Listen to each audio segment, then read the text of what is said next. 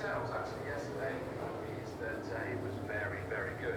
And I think there's an angle here where they're not necessarily looking after their cars ahead of there being another race to come. This is it for the weekend for themselves and for any other coach.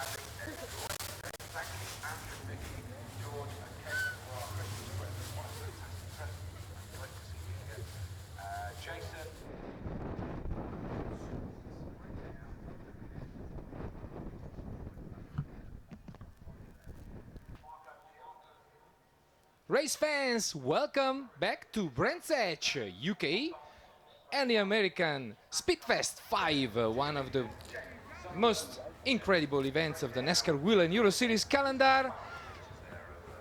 We're almost ready to go with the Elite 2 Round 4, the last race of this exciting weekend, plenty of action on track, even more than yesterday. And as usual, we are here with Paul Garner from Wheel and Europe, our official co-commentator. Welcome, Paul. Hi, Januka, how you doing? Very well, thanks. Beautiful day here. Great racing. Plenty of action. Plenty of action. That last race was an absolute brilliant race. I've had nothing but people coming up to me saying what a superb race it was and how they enjoyed it. So, great job. We'll take just a little break. We'll be back with you in a few seconds and we'll get ready to go green for this fantastic Elite 2 Round 4 race.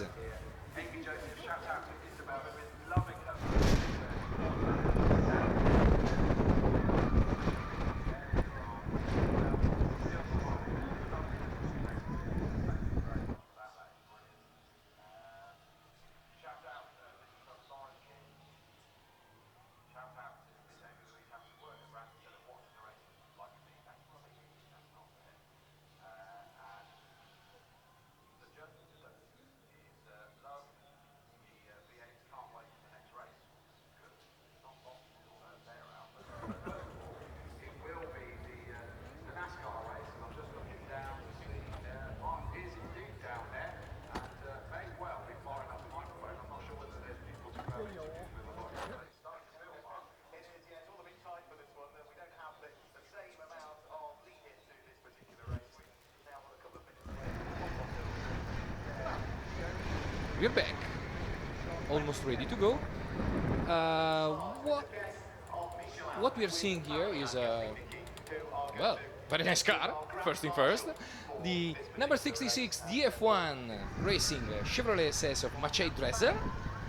The Polish talent will start fourth on the grid. He has three consecutive third places, looking for something more. And well, out front, first row, Thomas Ferrando and Ulysse Delceau, as in Valencia. As in Valencia, yeah. And Guillaume de Marais in third. Well, pay attention to the Belgian driver of the number 24 Chevrolet SS. Paul, how's been today? Well, beautiful event, beautiful crowd, and especially, well, we have seen plenty of action in the Elite 1 race, but NASCAR style. Exactly. I think the whole day's been great. The whole family events are going on, all the different side shows. There's not just classic American cars, but there's monster trucks, there's the Wall of Death, there's fair rides. It's brilliant, and you know, anyone in the UK or anyone over there in Europe or America who fancies coming over for next year, come on over. It's a really, really great event on the Sunday, and in fact, yesterday was a great day as well. But it seems like it's pushing towards more of a 2-day event. There was a lot of people yesterday. Yeah, and it's growing year after year, and Brentech is doing really perfect job. Great effort by the MSV organization to promote this event all over the UK.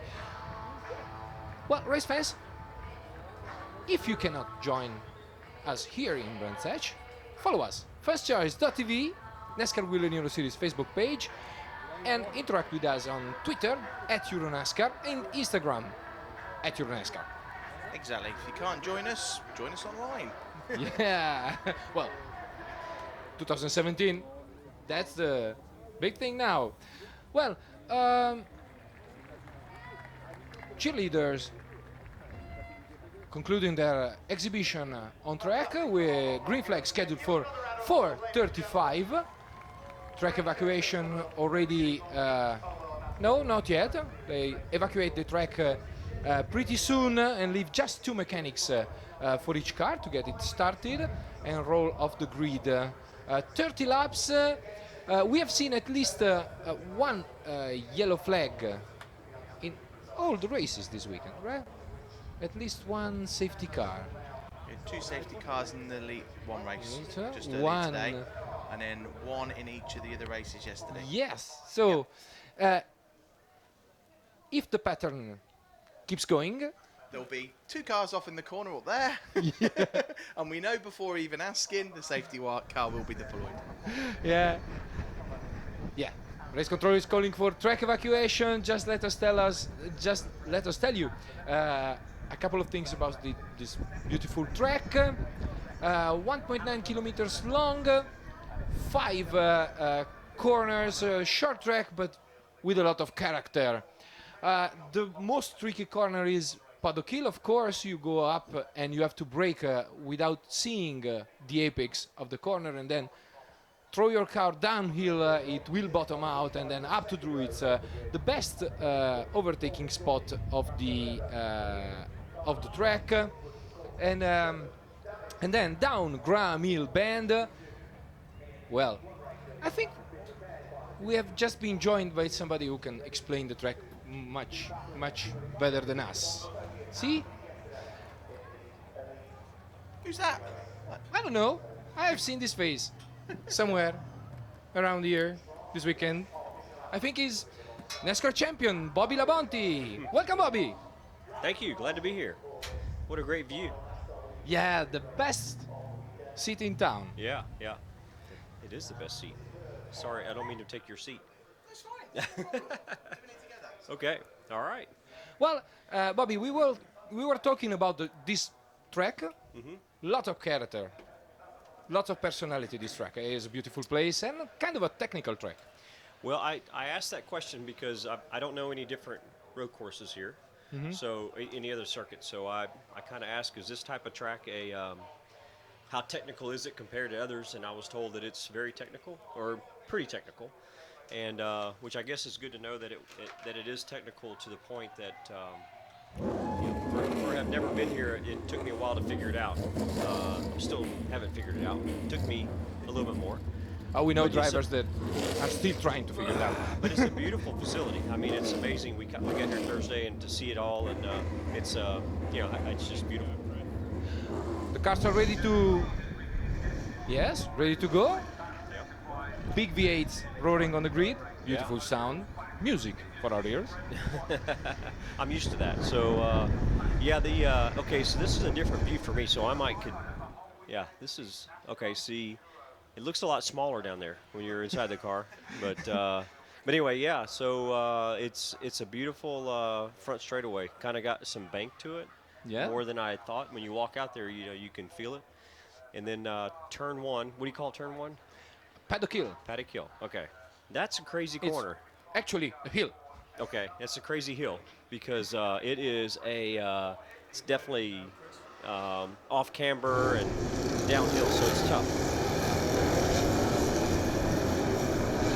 go down Hollywood Hill and then up to Druids at the top. What's that like at the top there? That is a really, really slow corner, and it's got a. I mean, it's a. I mean, it to me it reminds me a little bit of Turn 9 and Sears Point in California because it's similar to that, but at the same time it's real slippery. You can't. It's hard to get good traction, and you have to use a lot of brake. Second gear, which is a low gear, so it's pretty slow. And but it's everybody wanted to try to go through the 3 wide today, and that didn't work.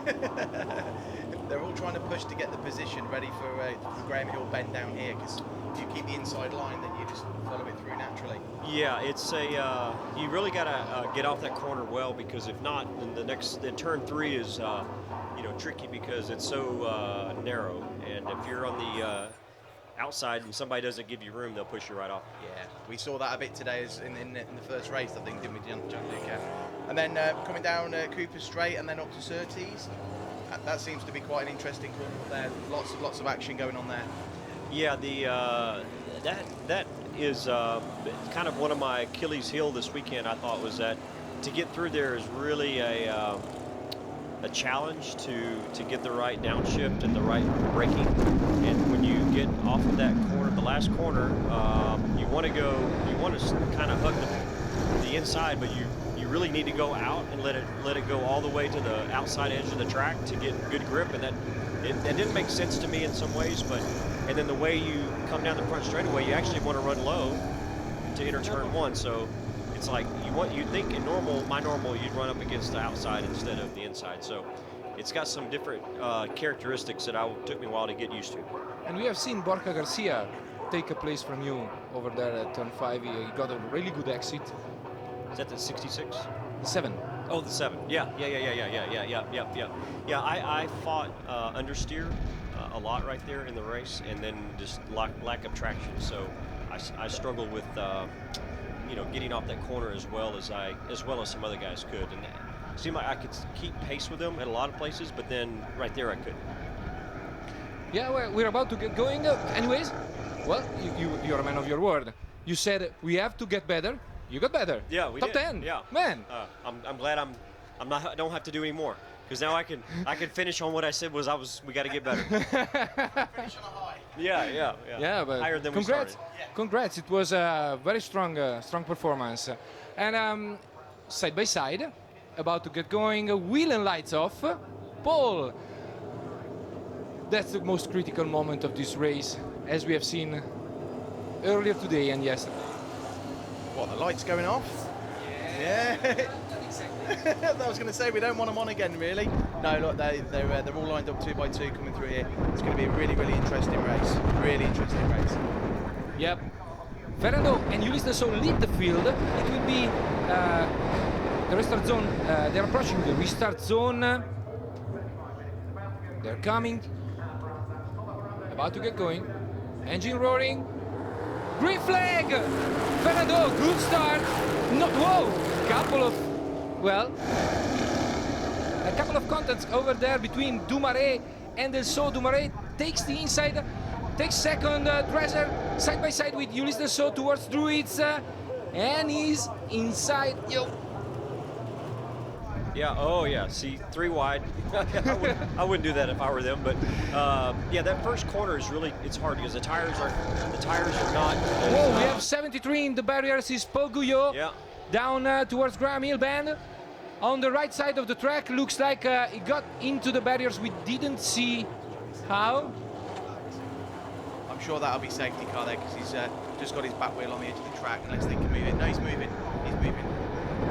Yeah, he's trying to move the car. Let's see if they have to deploy the safety car. Meanwhile, at the front, Thomas Fernando leads Guillaume Dumoulin, Ulysses Delso.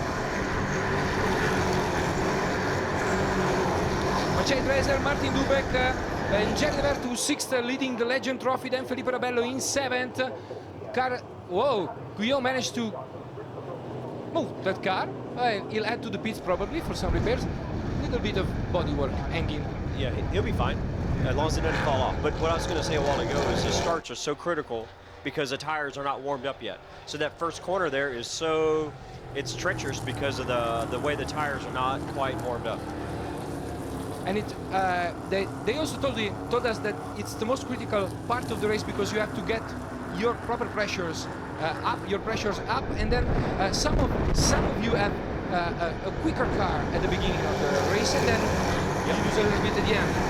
Yeah, that's where I think the guys that do this all the time have the experience and they figure out how to make their car go a little faster right away, and that's critical in the first 2 laps. A guy can get a really good run on it, and then they just can level out the speed, but can't get caught. And of course, you have to use the same set of tire all weekend long. Yep. That gets worse if you don't start well. Yep. It gets worse. Yeah. So look at that! Whoa! Whew. The battle for 8 behind Marconi De Abreu is hot. Yes. Yeah. Jerry Vert lost 7th place to Marconi Abreu, then Justin Kunz, Yuya Sakamoto. Whoa, good battle over there. Freight train there, five cars, 6 cars, all bunched up behind Abreu. Plenty of action, but meanwhile out front Tomás Fernando seems to have something more than the others, at least for now. Well, they started in a good spot. They got their cars are really working good, and they don't have a lot of cars to pass, so they can kind of take it easy. Where if you start in the back, you're always in traffic, so that makes it a lot more difficult. And then we have seen Tomás dominate yesterday the early 2 race. Oh, in the meantime, it's Felipe Ribeiro passing Jerry De Vert. Yes, passing Jerry De Vert for 7th, fastest lap time of the race for Tomás Fernando. He has already 0.6 of a second, well, more, almost a second on Guillaume Dumoulin. Well, when you're out front like that, the problem is concentration, keep going. Well, I mean, when you're out front, obviously, you're looking in front of you, and you hear the spotters say how close they're behind you, but when you're out front, you're really just concentrating on making your laps really smooth. And sometimes it's a lot easier than trying to be in the back, trying to pass and make smooth laps at the same time. And when you're chasing someone out front, well, in the meantime, we have Arnaud Pichard and Sam Tahiri overtaking number 33 of Roger Bromley, the local hero, for 11th place.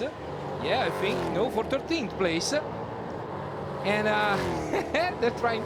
Well, that's a classic NASCAR repair. Yep.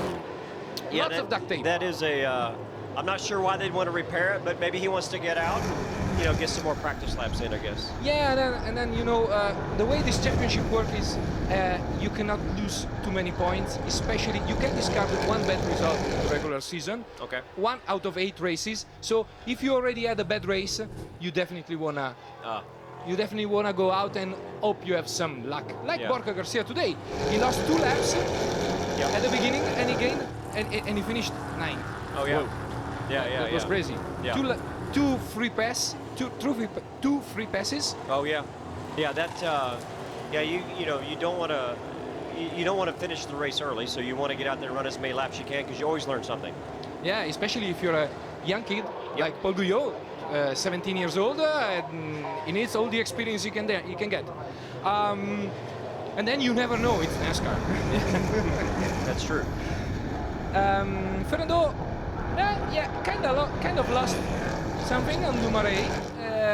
He's back to 0.7 of a second. Looks like we have a race. Yeah. Well, the lead battle, it seems to have tightened up a little bit. So I mean, it seemed like they're pretty tight. 3rd place is catching 2nd place. So those 3 are pretty close coming down the front straightaway. Yeah, and well, is it hard to overtake here? I think there's probably 3 good places to do it at, maybe 2. So it's not the easiest place to overtake a car, but if you can get turns 2 and probably turns 5 in the right, when you turn right, that's 2 good places to do it. But other than that, it's kind of hard.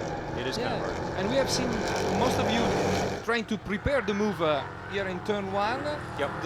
The cars preceding you has to defend on the inside and then goes wide Yep. the next corner. Yeah, we have Dario Caso over there in the number 8, taking his place back from Gil Lister.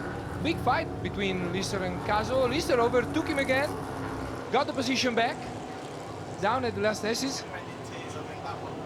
Yeah, Paul has some doubts about how is it going to end.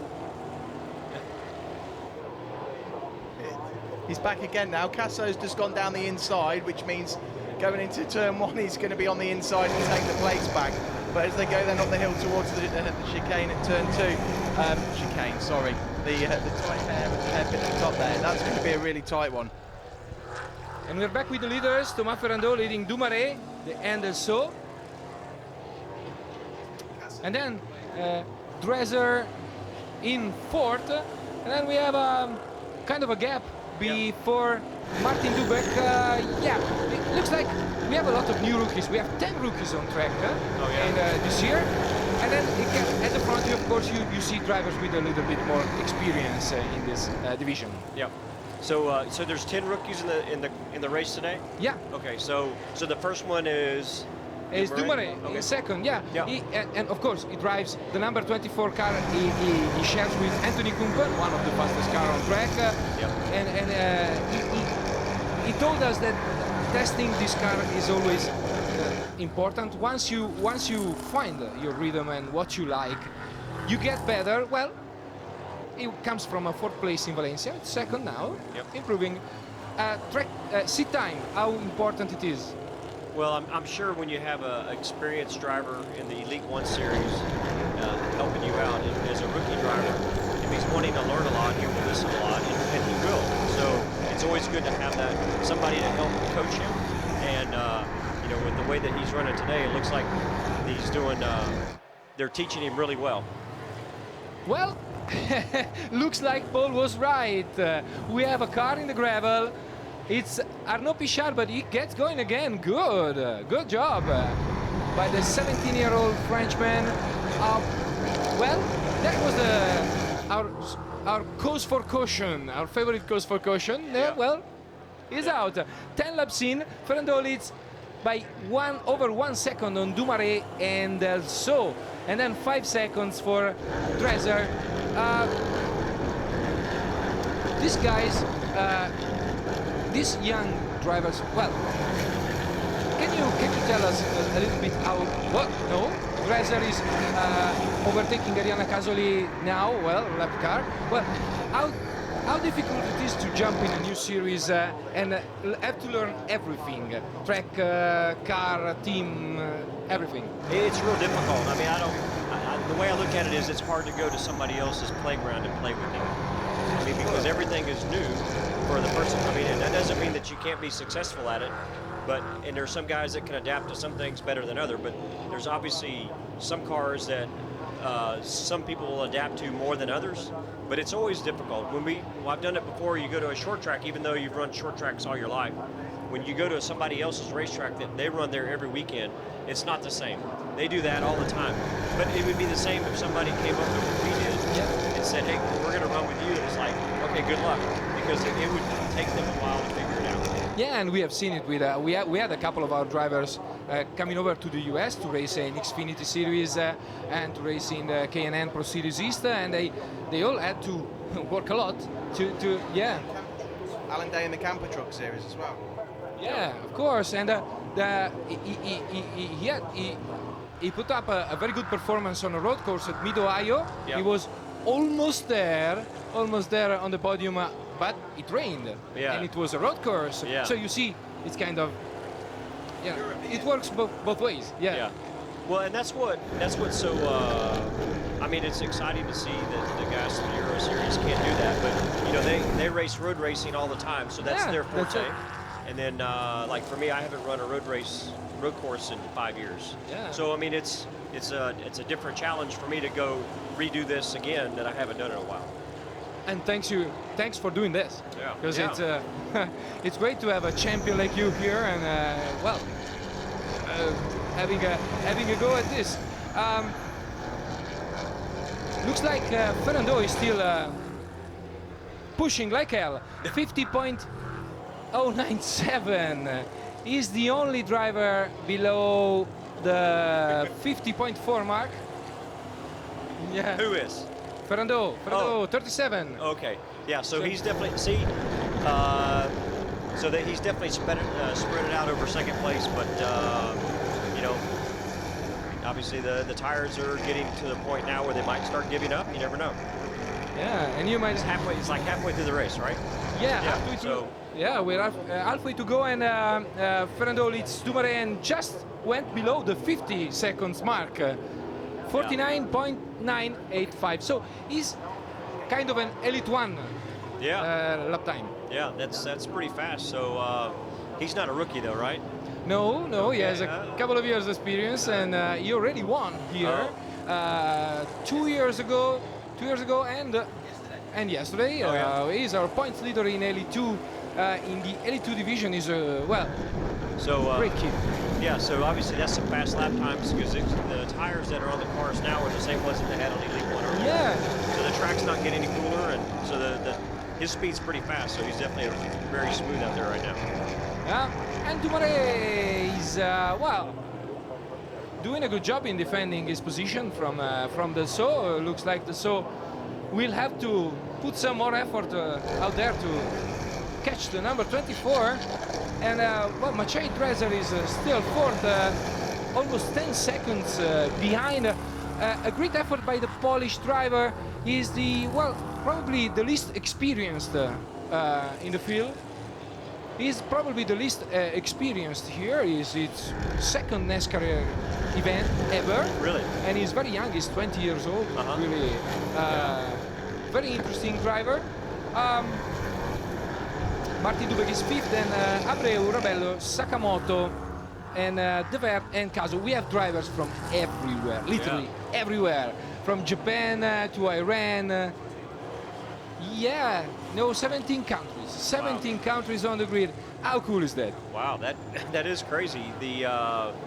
Well, that's what makes the series so exciting because I mean, sure, not just I'm able to come over here and see it from my point of view, but obviously these guys race in other series across the country as well, and for 17 countries represented, that's quite pretty phenomenal. impressive. Yeah, very impressive. Yeah. Um, Not European anymore, it's international. yeah. Sure. This is kind of. Whoa, and here he comes. Here comes Ulysse Dessau. He went side by side with Dumoulin. He took the inside towards Paddock Hill. Looks like he has the inside pad. Dumoulin may try to crisscross over there up towards Fluids. No, he goes wide in the gravel trap, and he risks losing the third place too. Dreser is coming. Well, good move by Dessau. Yeah, it was, and the 24 got probably should have let him go and followed him, but went to the outside and got the marbles And you got see, really the marbles. you Yeah, see the experience there. Well, yeah, I mean, you would if it started in turn 5 when he lost the position. Yeah. And at that point in time, it's like maybe I should sit behind him for a little bit and see what can happen later instead of losing so much time. And he tried everything he could to defend on the outside at Paddock Hill. Yeah, he's probably slower. Let's see. Dessau, and let's see if Dessau has something for Fernando, because we are 18 laps in this 30-lap race, and Dessau is 3.3 seconds behind. We'll keep an eye on the gap between the two cars. Dreser is 10 seconds further back. That's it. Well, Dessau now has just one goal. Go catch that 37. Yeah, well, I'd say by the lap times, it's that might be kind of hard, but I mean, he still runs pretty fast, but I don't think that he'll be able to make up 3 seconds in 10 laps, unless they have a caution. Yeah, and That's possible to have a caution. well, you never know. Actually, the Elite 1 race ended with a green-white checkered, so you really never know. Well, that's going to be hard for the So. Let's take a look at Dumoulin if he has found his pace back. Seems so. Well, Fernando is kind of a very experienced driver here at Brands Hatch. He always had a very fast race pace, maybe some bad luck in qualifying, but this time he's going for the sweep. Yeah, some traffic ahead, that may help. That may help the so actually. That some traffic may help Del So in catching up with Fernando. No, he dispatched those back markers quickly, and I know 3 seconds. Yeah. Still 3 seconds. He's lapping in the 50.2, same time for Del So. Despite traffic, he couldn't gain anything. Yeah, he caught traffic right, and I think the 3 car might not catch him as good as what the 37 did. So. Yeah, and Dumoulin is back up to speed. He's lapping in the 50.3s. Dresser doesn't have the same pace, so looks like third place is safe for Dumoulin. Martin Dubek is fifth, and well, Jack Devert leads the Legend Trophy in ninth place, just ahead of Dario Caso. Well, the two of them, they are two gentlemen drivers, very funny, very nice people, and they're always somehow battling on track whenever we watch. Whenever we take a look at the Legend Trophy, they're there, first and second, door to door. They must have a lot of fun with these cars. Well, it is a fun car, and what's exciting to me is that you can run the whole race on the same set of tires, the whole weekend on the same set of tires, so you don't have any, the expenses is limited, so you don't have to worry about buying all kinds of tires and you know, people switching stuff around, so that's always a little bit better. And then that way all you have to do is work on your driving style. Yeah. So, you know, you can't work on the car that much, so it didn't change that much. So you just work on your driving style to try to adapt to what the track has. So I'm sure as a guy that, whether you're a rookie or not, I mean, it's still it's good for everybody to be able to just work on your car and not spend a lot of money trying to make it go a little bit faster if you can help it, because it definitely helps the series, I would say, grow. And that's what they want it to be, is to be more cars instead of less cars. So I think it makes a lot of sense. And, you know, with the tire rule the way it is, it just makes sense for you to go out there, and you can go out there and run as many laps you want, and you don't really burn the tires off and have to put new ones on every, you know, for us in the States, you put tires on every 20 laps or less. So that gets expensive after a while. Yeah, the series is really cost effective and offers career opportunities to young drivers, fun to gentlemen drivers, and bridge show for the public, and performance, because the car is pretty fast. Yep, yeah. I mean, I could say I wish I had more power, but I can understand. I'm used to more power, but I can understand that this is not what they want, and it's probably the smartest thing to have, because the engines look like they're bulletproof, and you can just keep on going. So yeah, for a track like this size, I mean, that makes a lot of sense. Absolutely. Well, Ferrando just lapped in 49.9 again, so, well, I think he's putting the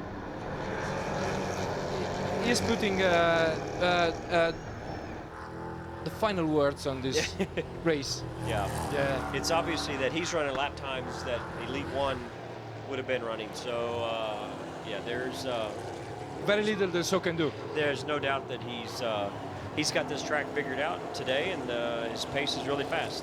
And he's a perennial fan favorite. Lots of kids, as Paul can testify, Thomas is a really, really great kid. My two kids, Max and Ruby, they absolutely love him. He's really great with all the fans. He's the one that you can guarantee is there with the kids every time, lifting them up, autographs, everything. He's a crowd pleaser. That cowboy hat is is a must. Yeah, I think they're selling them. What's up? What? We have a car in the grass. Whoa, and it's Roger Bromley, but he may be able to rejoin. So no safety car for now. Good. Let's see if he cautiously rejoins the track. Yes, he's there between Dumoulin and Dresser. He will leave room for the Polish talent to go by. 25 laps completed. Still, well, 5 seconds lead. That's a lot. And that's a lot. Yeah, 5 He's seconds. crashing the field. Yeah, that's. I mean, obviously he is schooling everybody else today, so everybody else will be scratching their heads after this one, right? Yeah, absolutely. Like, what is he doing? So if Thomas wins this one as well, will Thomas go into the lead for the Elite 2 Championship? Yeah. Possibly, maybe, yeah. Yeah. Oh yes. They tell us that we have something to remember. Yes, we crowned the king today, Alan Day, the king of Brands Hatch for this year. He will be the king of Brands Hatch until the next SpeedFest. But we have a prince. Let's ask the British guy. Do you crown princes? Yeah, they crowned Prince Charles in Wales, and then he got called the Prince of Wales. Okay, so well, don't look at me like that. You are the British guy. You should know. Okay. Good point there. If Ferrando takes first place here, that'll be a back-to-back win. Of course, Borgia did that in Valencia in Elite 1, but have we seen that in Elite 2? A back-to-back win? I'm not sure we have, you know. No, probably not. Not this year, for sure. And well, Fernando is going to sweep the weekend. Well, it's still early. Still have 4 laps, yeah. yes, 3 now. Hey, just remember, Fred Gabion thought he was on the podium the other day, and then his clutch went, so it's not over yet. Yeah, behind the safety car. Oh well. Is there anything you can do when something like that happens? No. No. You just hope it's downhill. yeah, it's all downhill after that for sure. Yeah. So, Fernando leads with 6 seconds on the so then Dumoulin, Dreser, Dubek, Rabello. Well, it's been quite a hard race for everybody. Big gaps between the drivers. Yeah, there is Whoa! Giudici go. Oh no, it's Perlini. Perlini goes wide in the number 4 for Mustang. There must have been a contact. Yeah. 66.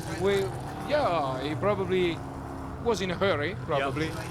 there was somebody in his way. The 4 car was in his way, and he did exactly what he needed to do. He's got him out of his way. That's Gently, the way you do it. Gently. No harm, no foul. Yeah. Wait, can we steal it? You can take it. Yeah. Fernando leads the show by over 6 seconds. Boy, oh boy, what a performance! And we have a car in the gravel. Dario Caso, yes, in the gravel out there, almost on the front stretch. Yeah, that's well. We've had a very strange crash happen over there at the last lap. Yes, with the car rolled over. So let's all be happy. That's okay. We'll tell you about later. Yeah, Bobby. yeah. You know, you don't know what you missed. Better this way. So, Fernando dominating. Well, I don't know what to say anymore. This kid is so strong here. So strong. Number 37, Knopf Racing. Yes, a lot of fans. Representatives from his big sponsor, Knopf. Here they will be really happy. It's the last lap, and well, congratulations. Well, what can you say? Yeah, he's actually put 6 seconds on second place, 15 on third. So, I mean, with the lap times he's running right now, I mean, for 30 laps with no cautions, I mean, it's pretty amazing. Very fast race car. Great performance. And you know what, Fernando? Well, let me catch a checkered flag and I'll tell you. And he's coming by right now. Checkered flag. Thomas Fernando wins second consecutive race at Brands Hatch. He's the prince of Brands Hatch for Knopf Racing. And he will now go to victory lane. Race fans, if you're here at Brands Hatch, go straight in the fan zone to the victory lane, because, well, they celebrate right among you. Literally, among you. Yeah, literally, yeah. Yeah, no, you know where he did his first race? Where? Bowman Gray. No way. Yeah, he was 14 years old. Really? Yeah. Who did that? He did that? Fernando, yeah. Really? Yeah. I did not know that. Oh, Paul, goodbye. Goodbye. Yes. Take care, mate. Bye-bye, race fans. See you all in Benray. Yes, for a great oval race. Yeah, literally Bowman Gray, the Madhouse. He was 14 years old, joined the NASCAR Wheel and Euro Series development program, and well, it's good to see this kid going such a long way to win 2 consecutive races here at Brands Hatch. Yes, he really raced the first time at the Meadows. In Bowman Gray? Yeah. He raced at Bowman Gray? Yeah. I've never raced at Bowman Gray. Well, I've never even been to a race at Bowman Gray. yeah, he said, oh, that's fun.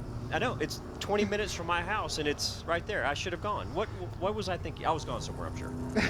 So he raced at Bowman Gray. Yeah, Sweet. he is a member of the NASCAR Wheel and Euro Series development program, so he was too young to race in Europe, so we brought him to the US where he could race and see NASCAR from inside. Yep. And he got his first race at Bowman Gray as soon as he turned 16. But NASCAR Wheel and Euro Series, immediately fast. He picked up a big sponsor in racing, and you know what? They're paying his studies. Oh yeah? And the only requirement is to represent the company, company's values, and be fair on track. That's good. And then probably make good grades. Yeah. Yeah. Well, good. Well, that's a great story. Well, that's a great story, and he's good for probably him. one of the kids who have some chances over sure. there in the US. Sure, it's hard, and so it's great to see that. And then so Bowman Gray at least didn't teach him too many bad things. So. Well, he raced in a modified. He said, "Oh well, first thing out of the car. Well, this is fun. Yeah. Okay. Yeah. Well, that's good. Okay, so thank you so much, Bobby, for being with us. It's been a pleasure, really. Hope to see you soon. Well, both sides of the ocean. I hope Would so. be cool. I hope to come back and see you. Thank you very much. Yeah, it's been a pleasure. Yep, really. thanks. So, race fans, we'll leave you here, and well, the next race of the NASCAR Wheel and Euro Series will be at Van Ray, the fastest half-mile oval in Europe. Make sure to be following us on social networks on Facebook and Twitter and Instagram at EuroNASCAR, and then to watch us on fanschoice.tv and on the NASCAR Wheel and Euro Series Facebook page live from Raceway Van Ray.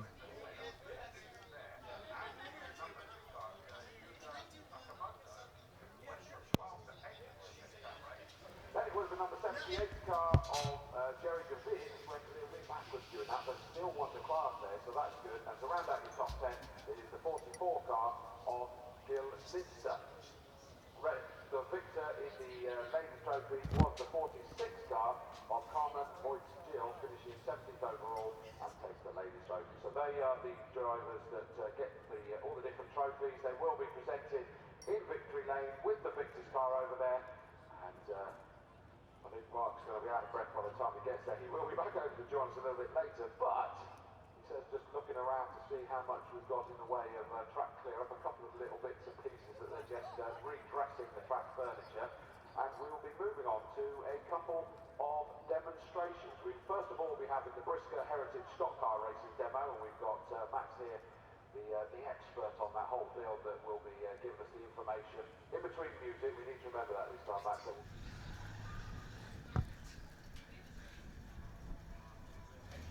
And Ferrando celebrates in victory lane with the Knauf Racing team. Race fans, as we said before,